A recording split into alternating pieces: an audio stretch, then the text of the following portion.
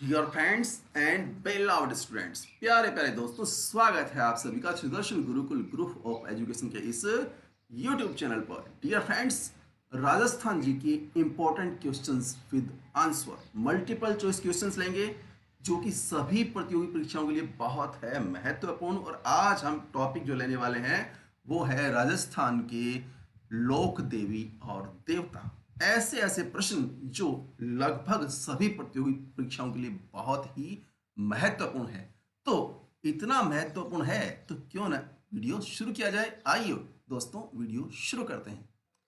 और पहला प्रश्न आ गया है आपके सामने। राजस्थान के लोक साहित्य में किस देवी देवता का गीत सबसे लंबा है? तो इसका जो जवाब है वो होगा इन चार ऑप्शन में से जीर्ण माता। जी हाँ, जीर्ण माता। अब देखिए, इसके बारे में हम एक महत्वपूर्ण जानकारी आपके साथ साझा करना चाहेंगे। हालांकि आपको इस प्रश्न का उत्तर तो मिल गया कि राजस्थान के लोक साहित्य में किस देवी देवता का गीत सबसे लंबा है, तो यहां पर आंसर है जीर्ण माता। परंतु एक रोचक जानकारी और साझा करना चाहेंगे। जीर्ण माता का पूरा नाम जयंती माता है और जीर्ण माता का मंदिर सीकर से 15 किलोमीटर दक्षिण में खोस नामक गांव के पास तीन छोटी पहाड़ियों के मध्य स्थित है। और आपको यह भी याद रखना है कि यह चौहानों की कुलदेवी है। कई बार यह प्रश्न पूछा जा चुका है। लीजिए लेते हैं दूसरा प्रश्न। और दूसरा प्रश्न आपके सामने रहा, आशापुरा देवी किस वंश की कुल देवी है? तो यहां पर राठौड़, खिंची, गोहिल और चौहान में से हमारा जो उत्तर होगा वो होगा उत्तर डी, चौहान वंश की। अब यहां पर एक बहुत ही शानदार जानकारी भी लीजिए आपको बता ही देते हैं। और भाई वो जानकारी है, चौहान वंश की कुल देवी मां आशापुरा डूंगरपुर जिले के साबला पंचायत समिति से 16 किलोमीटर की दूरी पर गामड़ी निठाउआ, याद रखिएगा आप, गामड़ी निठाउआ, जी हाँ, में स्थित है। और सम्राट पृथ्वीराज चौहान की आराध्य कुलदेवी जगदम्बा आशापुरा की मूर्ति विक्रम संवत 1380 में शासक मोदपाल ने नाडोल से, नाडोल कहां पड़ता है? मारवाड़ में, हाँ, वहां से ला करके यहां पे करवाई थी। तो ये थी सामान्य जानकारी। लीजिए तीसरा प्रश्न लेते हैं। प्यारे प्यारे दोस्तों, आपके लिए हम लेकर आए हैं चुनिंदा, चुन करके, जी हाँ, चुन करके 25 प्रश्न। वीडियो को अंत तक देखिएगा, स्किप मत कीजिए। हाँ, यदि चैनल पर आप हैं नए तो चैनल को सब्सक्राइब अवश्य कर लें, क्योंकि अभी तो हमारा सफर आपके साथ शुरू हुआ है। बहुत कुछ बाकी है, बहुत शानदार और जानदार वीडियोस आने वाले हैं। तो हमसे फ्री में जुड़ जाइए, अभी चैनल को सब्सक्राइब करिए। लीजिए बात करते हैं तीसरे क्वेश्चन की। और तीसरा क्वेश्चन है, राजस्थान का वह लोक देवता जिसने महमूद गजनवी से युद्ध किया था, तो वो तो है गोगा जी। जी हाँ। अब यहां पर देखिए भाई, कुछ बातें और भी ध्यान रखने वाली है। गोगा जी ने धर्म रक्षार्थ हेतु मुस्लिम शासकों से 11 बार युद्ध किया था और फड़ के साथ वाद्य यंत्र डेरू व मांदल नोट गोरक्षा व मुस्लिम आक्रांता महमूद गजनवी से देश की रक्षार्थ अपने प्राणों को न्यौछावर करने वाले गोगा जी की पूजा सर्पदंश से बचाव के लिए की जाती है। और साथ ही किसान अच्छी फसल के लिए हल व हाली की राखी बांधते हैं, जिसे गोगा राखड़ी भी कहा जाता है। लीजिए लिए चलते हैं आपको चौथे प्रश्न की तरफ। और चौथा प्रश्न है, भारतीय डाक तार विभाग द्वारा जारी फड़ है। किसकी फड़ है जो भारतीय डाक तार विभाग द्वारा जारी की गई? तो भाई इसका जवाब है देवनारायण जी की फड़। जी हाँ, देवनारायण जी की फड़। तो भाई देवनारायण जी की फड़ के साथ देवनारायण जी के बारे में एक दो क्वेश्चंस और है जो काफी इंपॉर्टेंट है। देखिए यहां पर देवनारायण जी को गुर्जर समाज के लोग विष्णु का अवतार मानते हैं और इसी कारण इन्हें आयुर्वेद का ज्ञाता भी कहा जाता है। देवनारायण जी की फड़ बांधते समय जंतर नामक वाद्य यंत्र का प्रयोग किया जाता है। और देवनारायण जी मात्र ऐसे लोक देवता हैं जिनकी फड़ पर भारतीय डाक विभाग द्वारा 1992 में 5 रुपए का डाक टिकट जारी किया गया था। अब भाई यहां पर अगला प्रश्न हमारा पांचवा है, आदिवासियों की अति प्रमुख मातृ देवी है? तो इसका जवाब है मावली माता गौड़। जी हाँ, मावली माता गौड़ आदिवासियों की अति प्रमुख मातृ देवी है। छठा प्रश्न, सुगन चिड़ी को किस लोक माता का स्वरूप माना जाता है? तो इसका जो आंसर है शीतला माता, नागणिची जी, स्वांगिया माता और आयड़ माता में से डी हमारा जवाब होगा, आयड़ माता, जिसे आवड़ माता भी कहते हैं। लीजिए अगला प्रश्न है, वीर पनराज जी का जन्म राजस्थान के किस जिले में हुआ? तो भाई वीर पनराज जी हाँ, एक ऐसे वीर क्षत्रिय जिनका एक स्मारक जैसलमेर में है और दूसरा पाकिस्तान के बहावलपुर में। और भाई बहुत ही महत्वपूर्ण बात, ब्राह्मणों की रक्षा के लिए, ब्राह्मणों की गायों की रक्षा के लिए 12 कोस बिना सर के लड़ने वाले वीरपन राज, जिनका जन्म जैसलमेर, जी हाँ, जिनका जन्म जो है वो जैसलमेर में हुआ, जैसलमेर जिले में हुआ। लीजिए अगले प्रश्न की ओर रुख करते हैं। अगला प्रश्न है, राजस्थान के किस जिले में पाबूजी का जन्म स्थल कोलू गांव है? यानी जिला बताना है। तो भाई ये जो कोलू यानी कोलूबंड गांव है, ये वर्तमान में जोधपुर जिले में पड़ता है। आपको याद रखना है, ये जोधपुर जिले में पड़ता है। और अगर याद रखना चाहें तो ये भी याद रख लीजिएगा कि इनके पिता का नाम, पाबूजी के पिता का नाम धंधल देव राठौड़ था और माता का नाम कमल दे था। ठीक है, चलिए अगले प्रश्न की ओर रुख करते हैं। और अगला प्रश्न है हमारा, माता कुंडालिनी जी, तो थोड़ी सी प्रिंटिंग मिस्टेक थी, वो ठीक की थी। माता कुंडलिनी जी का मेला कहाँ आयोजित किया जाता है? तो इसका जवाब है रासमी गांव, जो कि चित्तौड़गढ़ में पड़ता है। जी हाँ, रासमी गांव चित्तौड़गढ़ में पड़ता है और यहीं पर माता कुंडल जी का मेला आयोजित किया जाता है। नेक्स्ट अगला प्रश्न है, 10वां छोटा रामदेवरा कहाँ स्थित है? तो छोटा रामदेवरा तो भाई गुजरात में स्थित है। बहुत ही सिंपल सा क्वेश्चन है। लीजिए अगला प्रश्न, तेजाजी का ससुराल पनेर गांव में था। तो अब आपको यह बताना है कि पनेर गांव राजस्थान के कौन से जिले में है?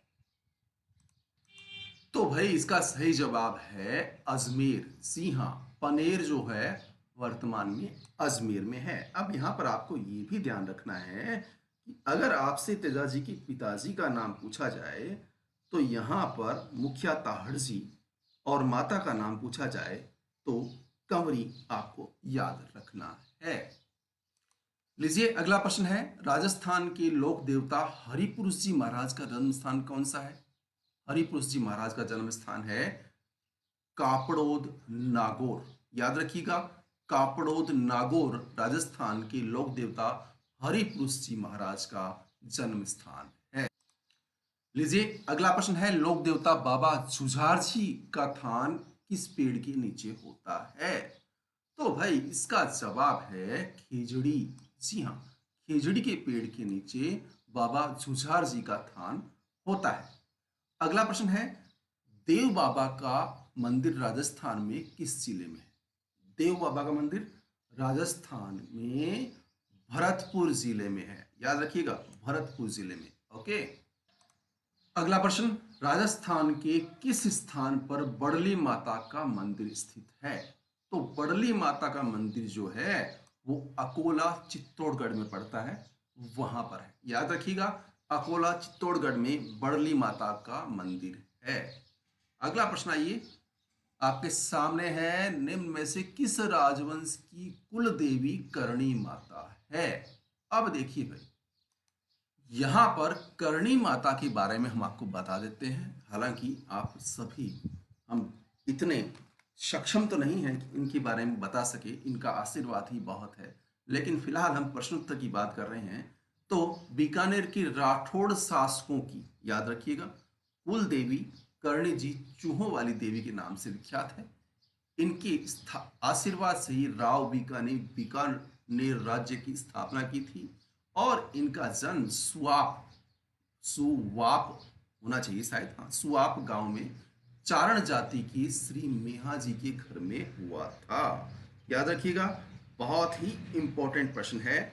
ये आपसे पूछा जा सकता है, क्योंकि इसमें 2-3 प्रश्न और भी शामिल किए हैं। अब हालांकि यहाँ पर हम आपको बता देते हैं कि इनकी माता का नाम श्रीमती देवलबाई था, ये भी याद रखना है, और पिता का नाम मेहाजी कीनिया। ठीक है, और ये जो सुआब गांव है ना, ये फलौदी के पास में पड़ता है। ठीक है, तो भाई इसका जो उत्तर सीधा सीधा पड़ा है राठौड़ वंश।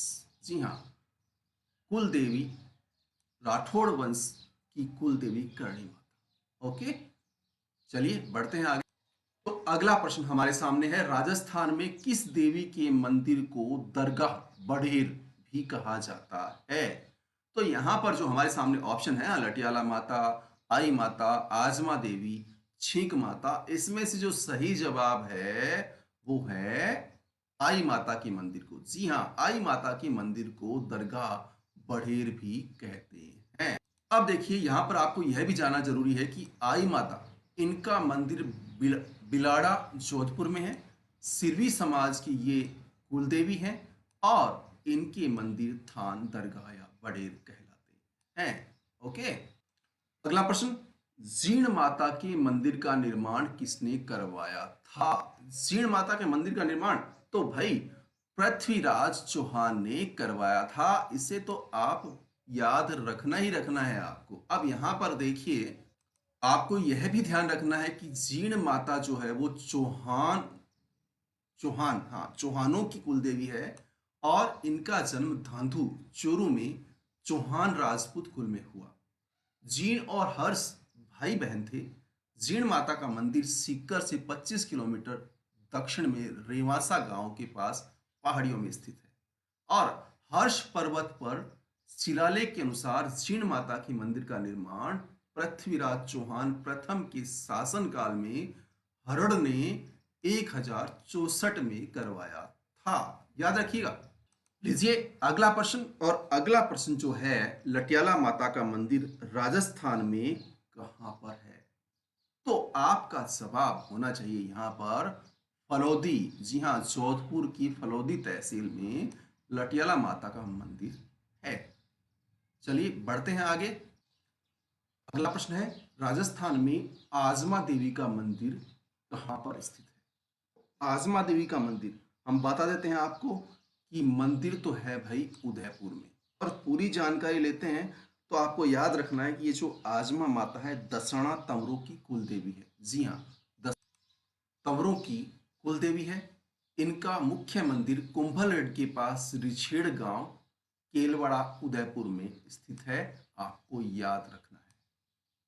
जी हाँ, तो प्यारे प्यारे दोस्तों, अगला प्रश्न आ गया है 21वां। बाबा रामदेव के मेघवाल भक्तों को क्या कहा जाता है? आपको बताना है।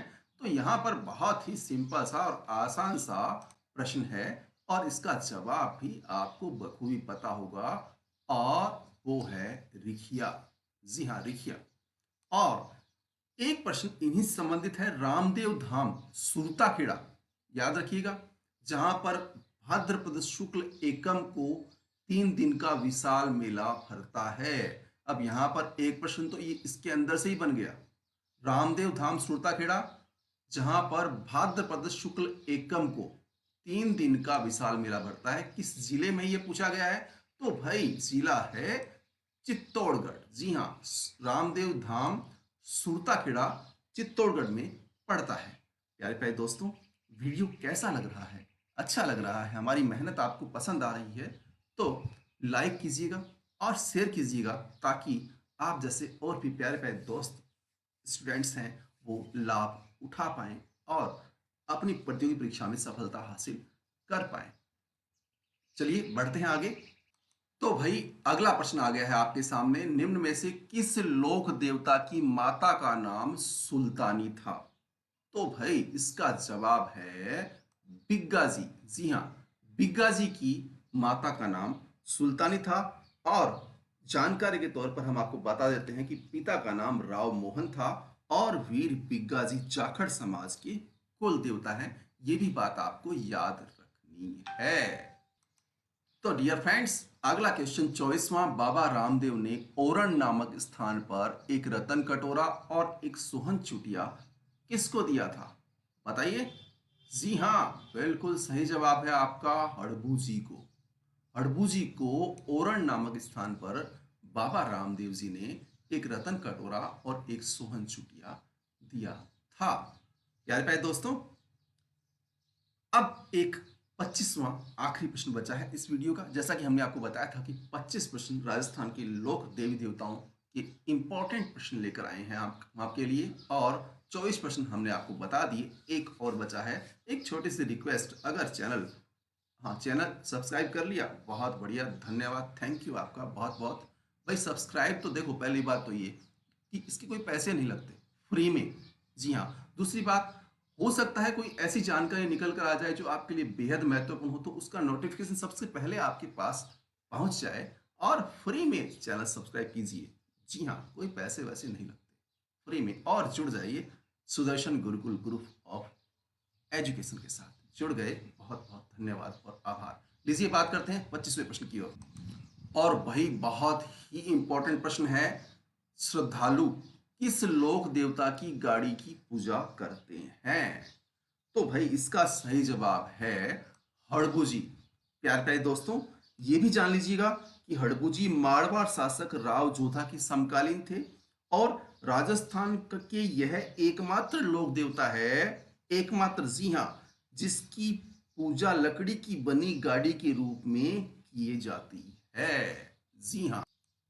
तो डियर फ्रेंड्स, चलते चलते मेरे ये गीत याद रखना, कभी अलविदा ना कहना, कभी अलविदा ना कहना,